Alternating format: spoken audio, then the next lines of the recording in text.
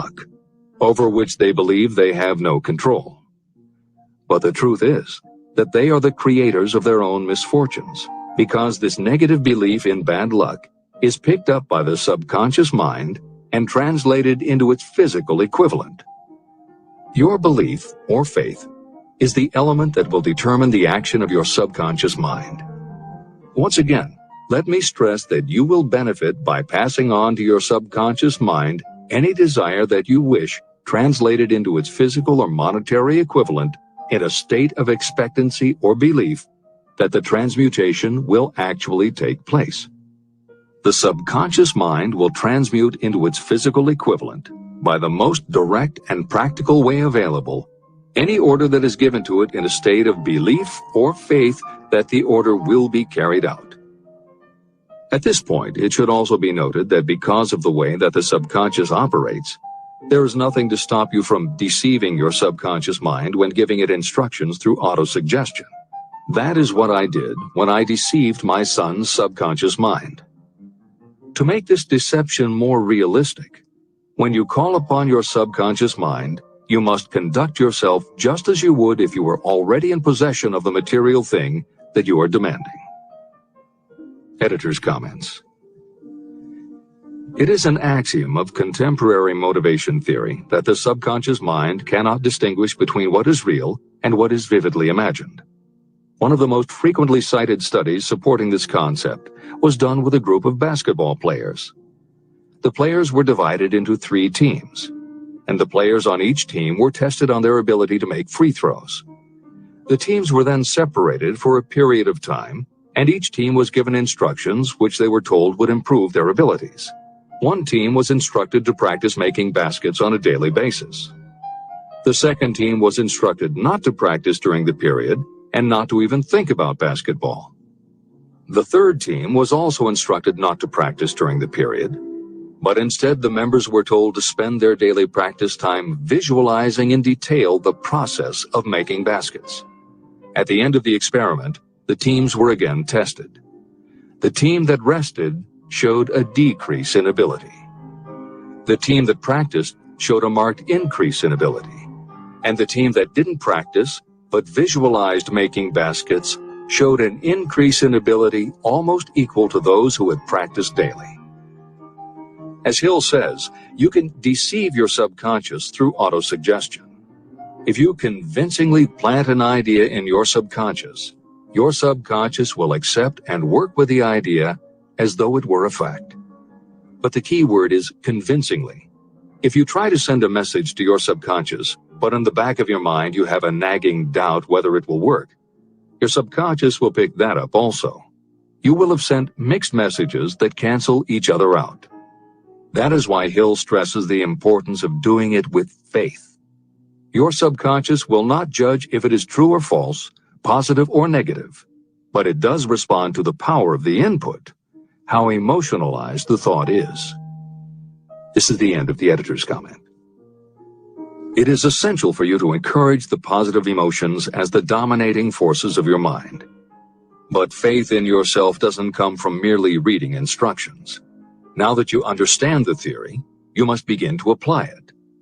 By experimenting and practicing, you will develop your ability to mix faith with any order you give to your subconscious. When you have faith in your ability, then you can give your subconscious mind instructions, which it will accept and act upon immediately. When your mind is dominated by positive emotions, it will encourage the state of mind known as faith. Faith in yourself is a state of mind that you can create by autosuggestion. All through the ages, religious leaders have admonished people to have faith. They say to have faith in this, that, and the other dogma or creed, but they have failed to tell people how to have faith. They have not stated that faith is a state of mind that may be induced by self-suggestion. In language that anyone can understand, this book explains the principle through which faith in your ability to accomplish a goal may be developed where it does not already exist. Before we begin, you should be reminded again that faith is the eternal elixir that gives life, power, and action to the impulse of thought. Faith is the starting point of all accumulation of riches. Faith is the basis of all miracles and of all mysteries that cannot be analyzed by the rules of science. Faith is the only known antidote for failure. Faith is the element that, when mixed with desire, gives you direct communication with infinite intelligence. Faith is the element that transforms the ordinary vibration of thought created by the human mind into the spiritual equivalent. Faith is the only way the force of infinite intelligence can be harnessed and used. The magic of self-suggestion.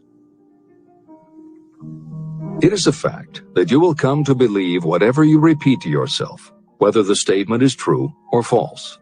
If you repeat a lie over and over, you will eventually accept that lie as truth. Moreover, you will believe it to be the truth. You are what you are because of the dominating thoughts that you permit to occupy your mind. Thoughts that you deliberately place in your own mind and encourage with sympathy, and with which you mix any one or more of the emotions, constitute the motivating forces that direct and control your every movement, act, and deed. The following sentence is a very significant statement of truth. Thoughts that are mixed with any of the feelings of emotions become like a magnetic force, which attracts other similar or related thoughts. A thought that is magnetized with one of the emotions may be compared to a seed. When it is planted in fertile soil, it germinates, grows, and multiplies itself over and over again. What was originally one small seed becomes countless millions of seeds of the same kind. The human mind is constantly attracting vibrations that are in sync with whatever dominates the mind. Any thought, idea, plan, or purpose that you hold in your mind attracts a host of its relatives. Add these relatives to its own force, and it grows until it becomes the prime motivator of the person in whose mind it has been housed. Now, let us go back to the starting point. How can the original seed of an idea, plan, or purpose be planted in the mind? The answer? Any idea, plan, or purpose may be placed in the mind through repetition of thought. This is why you're asked to write out a statement of your major purpose or definite chief aim. Commit it to memory and repeat it out loud day after day until these vibrations of sound have reached your subconscious mind. You are what you are because of the dominating thoughts that you permit to occupy your mind. If you choose to, you can throw off any bad influences from your past and build your own life the way you want it to be. For instance, by taking inventory of your mental assets and liabilities, you might discover that your greatest weakness is lack of self-confidence. This can be overcome and translated into courage through the principle of autosuggestion. You can do this by writing out a set of simply stated positive thought impulses, memorizing them, and repeating them until they become a part of the working equipment of your subconscious mind. The following is an example for someone whose definite purpose is to overcome a lack of self-confidence. Self-confidence formula. 1. I know that I have the ability to achieve the object of my definite purpose in life. Therefore, I demand of myself persistent, continuous action toward its attainment, and I here and now promise to render such action. 2. I realize the dominating thoughts of my mind will eventually reproduce themselves in outward physical action and gradually transform themselves into physical reality. Therefore, I will concentrate my thoughts for 30 minutes each day, visualizing the person I intend to become. In this way, I will create in my mind a clear mental picture. 3. I know through the principle of autosuggestion that any desire I persistently hold in my mind will eventually find some practical means of attaining my objective. Therefore, I will devote 10 minutes daily to demanding of myself the development of self-confidence. 4. I have clearly written down a description of my definite chief aim in life, and I will never stop trying until I have developed sufficient self-confidence for its attainment. 5. I fully realize that no wealth or position can last unless it is built upon truth and justice. Therefore, I will engage in no transaction that does not benefit all whom it affects. I will succeed by attracting to myself the forces I wish to use and the cooperation of others. I will persuade others to help me because of my willingness to help others. I will eliminate hatred, envy, jealousy, selfishness, and cynicism by developing love for all humanity, because I know that a negative attitude toward others can never bring me success. I will cause others to believe in me because I will believe in them and in myself. I will sign my name to this formula, commit it to memory, and repeat it aloud once a day with full faith that it will gradually influence my thoughts and actions so that I will become a self-reliant and successful person. Behind this formula is a law of nature that psychologists call autosuggestion or self-suggestion. It is a proven technique that will work for your success if it is used constructively. On the other hand, if used destructively, it will destroy just as readily. In this statement may be found a very significant truth, namely that those who go down in defeat and end their lives in poverty, misery, and distress do so because of negative application of the principle of autosuggestion. All impulses of thought have a tendency to clothe themselves in their physical equivalent. The disaster of negative thinking. The subconscious mind makes no distinction between constructive and destructive thought impulses. It works with the material we feed it through our thought impulses. The subconscious mind will translate into reality a thought driven by fear just as readily as it will translate into reality a thought driven by courage or faith. Just as electricity will turn the wheels of industry and render useful service if used constructively, it will snuff out life if wrongly used. So too will the law of autosuggestion lead you to peace and prosperity or down into the valley of misery, failure, and death. It depends on your degree of understanding and application of it. If you fill your mind with fear or doubt, and if you do not believe in your ability to connect with and use the forces of infinite intelligence, then you will not be able to use those forces. The law of autosuggestion will take your lack of belief and use that doubt as a pattern by which your subconscious mind will translate it into its physical equivalent. Editor's comments. When you have faith in your ability to accomplish what you want, it not only firmly plants ideas in your subconscious, but it then works to reinforce itself. When you have faith in your abilities, part of what you must have faith in is that it is possible to tap into infinite intelligence. And because you have faith that it will work, your conscious mind won't be resistant. When your conscious doesn't resist, your subconscious mind can send creative ideas to your conscious mind more easily. Then, the more you see the power working in your life, the easier it is for you to act on faith the next time. Will it work for you? You will never know unless you relax your resistance and just have faith that it will. This is the end of the editor's comment.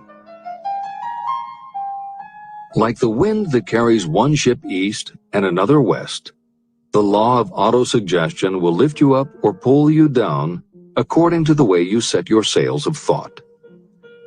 The law of autosuggestion, through which any person may rise to altitudes of achievement that stagger the imagination, is well described in the following verse. Observe the words that have been emphasized, and you will catch the deep meaning that the poet had in mind. If you think you are beaten, you are. If you think you dare not, you don't. If you like to win, but you think you can't, it is almost certain you won't. If you think you'll lose, you're lost. For out in the world we find, success begins with a fellow's will.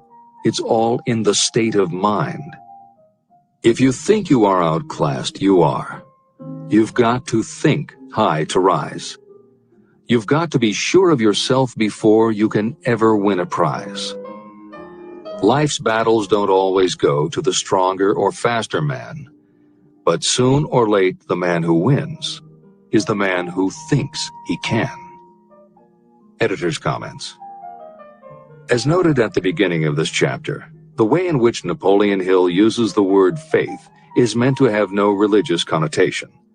However, it would be impossible for Hill to write this chapter without acknowledging the power of religious faith. Therefore, in the following 2 paragraphs, when Hill discusses Jesus Christ and Mahatma Gandhi as exemplifying the power of faith, he is referring to their personal faith, the absolute trust in his beliefs that Jesus exhibited, and Gandhi's total conviction and confidence in his cause. In this way, they perfectly exemplify thought impulse mixed with faith. This is the end of the editor's comment. If you wish evidence of the power of faith, study the achievements of men and women who have employed it. At the head of the list comes the Nazarene. The basis of Christianity is faith, no matter how many people may have perverted or misinterpreted the meaning of this great force.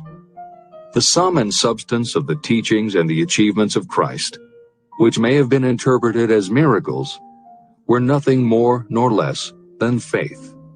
If there are any such phenomena as miracles, they are produced only through the state of mind known as faith. Consider Mahatma Gandhi of India, one of the most astounding examples of the possibilities of faith.